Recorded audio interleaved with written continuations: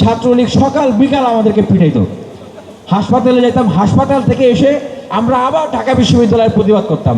আমাদেরকে গ্রেপ্তার করে জেলে নিত, জেল থেকে বের হয়ে আমরা আবার প্রতিবাদ করতাম। আমরা মূলত দেখিয়ে দিয়েছি যে ছাত্রলীগ আওয়ামী লীগ যতই মারুক, যতই হামলা করুক, যতই জেলে ঢুকাক, মাথা নত না করে তাদের প্রতিবাদ করা যায়। আর আমরা ডেসপারেট ছিলাম, এটার কারণ ছিল আমরা হাতে হাত রেখে শপথ করেছিলাম কালিমা পরে যে আমরা যদি মরেও যাই তারপরে আমরা এই ফ্যাসিবাদের প্রতিবাদটা ছাড়বো না।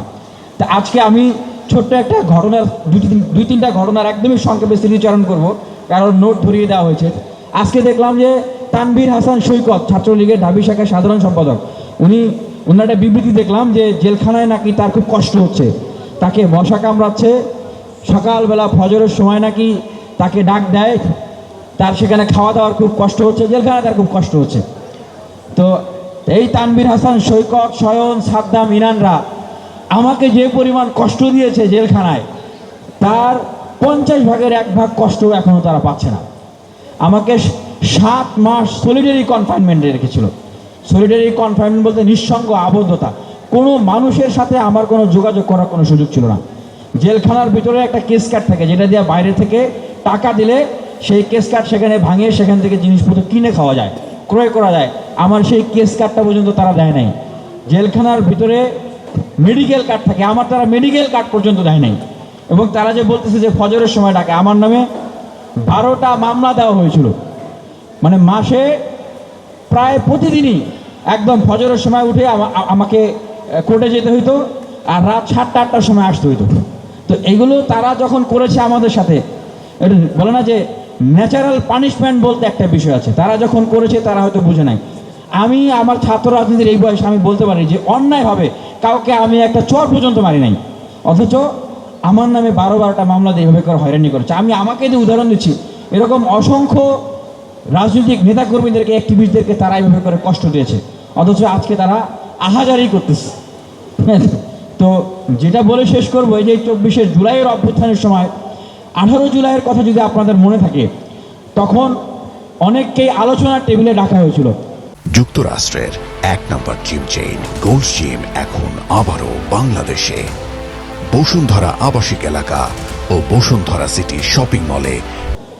যেটা আমরা বর্তমান সমন্বয়কদের মুখ থেকে শুনি, তারা বলছে যে তাদেরকে ডিজিএফআই নজরদারি করে তাদেরকে আলোচনার জন্য নিয়ে গিয়েছিল।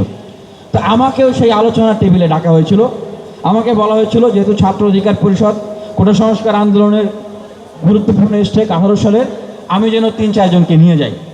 তো তখন আমি দুপুরবেলা বুঝলাম যে না, এই যে আন্দোলনটাকে এখন বিভ্রান্ত করা হবে, এবং তারা কয়েকজনের নাম বলেছিল।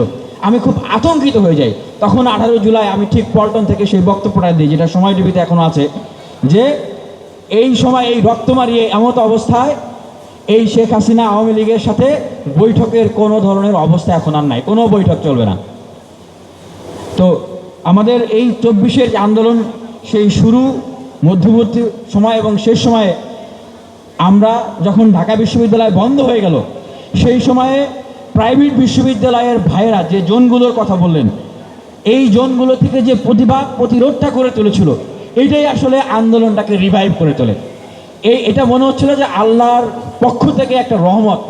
কারণ এর আগে অনেকেই বলতো প্রাইভেট বিশ্ববিদ্যালয়কে মজা করে যে পোলট্রি, এরা হলো পোলট্রি, এরা হলো ফার্মের মুরগি। কিন্তু বাস্তবতা হচ্ছে তারা দেশের জন্য যেভাবে নিবেদিত প্রাণ হয়ে কাজ করতে পারেন, রক্ত বলিদান দিতে পারেন, জীবন বলিদান, সেটা তারা দেখিয়ে দিয়েছে। এখন আহ্বান জানানো হচ্ছে জুলাইয়ের অভ্যুত্থানকে সংরক্ষণ করতে হবে।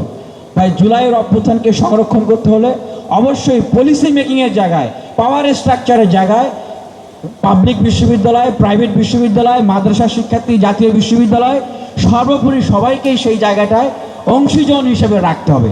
আমি আজকের এই স্মৃতিচারণের জায়গা থেকে আমি এই আহ্বানটি জানাচ্ছি এবং এই দাবিটি জানাচ্ছি।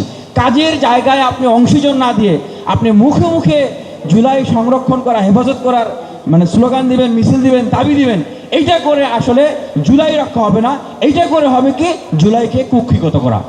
আর আমি আরেকটি আহ্বান জানাবো যে এখনও বাংলাদেশের ব্যবসায়ী অঙ্গন, আমলাতন্ত্র, বিশ্ববিদ্যালয়, জায়গায় জায়গায় ফ্যাসিবাদের যারা দোষর ছিলেন চিহ্নিত, তারা প্রতিষ্ঠিত হচ্ছেন, উল্টো তারা আরও প্রমোশন পাচ্ছেন। সেগুলোকে চিহ্নিত করতে হবে, তাদেরকে সেই জায়গাগুলো থেকে উৎখাত করতে হবে। এটা যদি আমরা না পারি, আমাদের শহীদ ভাইরা আমাদের জন্য বদদোয়া করবেন, আমাদের আহত ভাইরা আমাদের জন্য বদদোয়া করবেন। সর্বোপরি ঠিক এই সময়ে আমরা মনে করি, আমরা একটা আহ্বান জানিয়েছিলাম জাতীয় ছাত্র কাউন্সিল করার জন্য, বৈষম্য বিরোধী ছাত্র আন্দোলনের ব্যানারে।